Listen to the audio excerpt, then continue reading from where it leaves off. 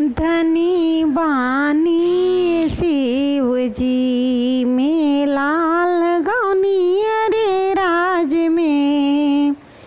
धनी बानी शिव जी, धनी बानी शिव जी मेला लगौनी अरे राज में।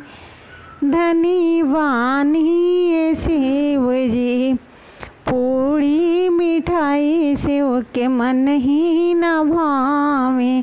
भंगिया के गोला दोनों हाथ में। धनी बानी शिव जी मेला लगौनी अरे राज में। धनी बानी शिव जी हाथी से घोड़ा शिव के मन ही न भावे। हाथी से घोड़ा शिव के मन ही न भावे। बसहा बैल साथी साथ में।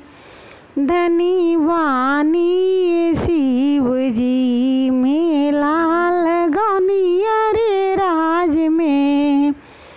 धनी बानी शिव जी तो सक तकिया शिव के मन ही न भावे। तो सक तकिया शिव के मन ही न भावे।